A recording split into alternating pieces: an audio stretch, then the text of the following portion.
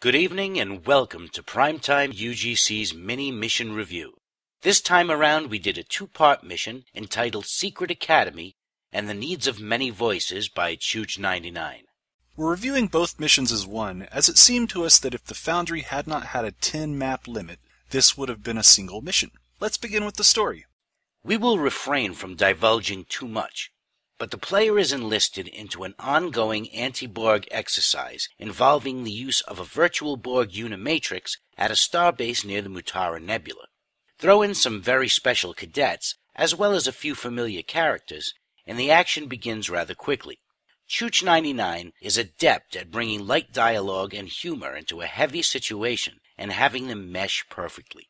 Each character is different, and you feel as though you know enough about them without having to deal with walls of text.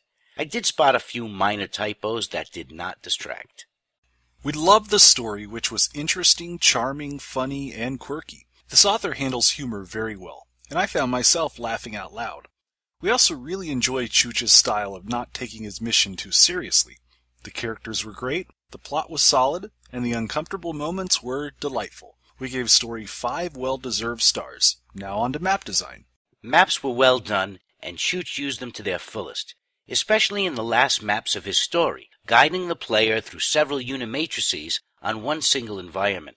We never felt we needed to travel very far to achieve the next objective. The maps had lots of details, and posing and placement of NPCs was top-notch.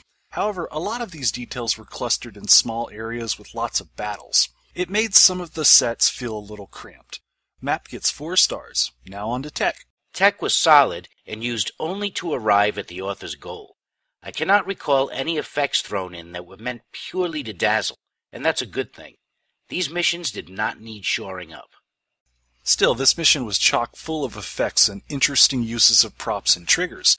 The setup was really well done. There were a few times when I felt like a map-based pop-up dialogue might have been a bit more useful than an NPC default text, but that's probably just a difference in style.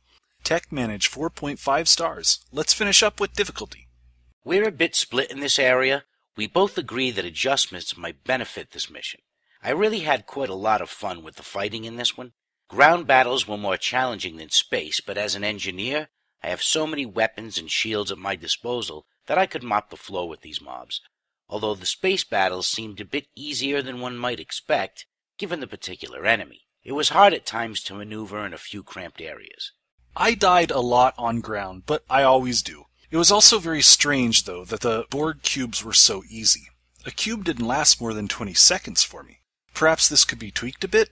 Otherwise, the overall experience of this two-parter was very positive. We recommend it be played and enjoyed. Difficulty gets 3.5 stars. That's our mini mission review for this episode. Enjoy the rest of the show.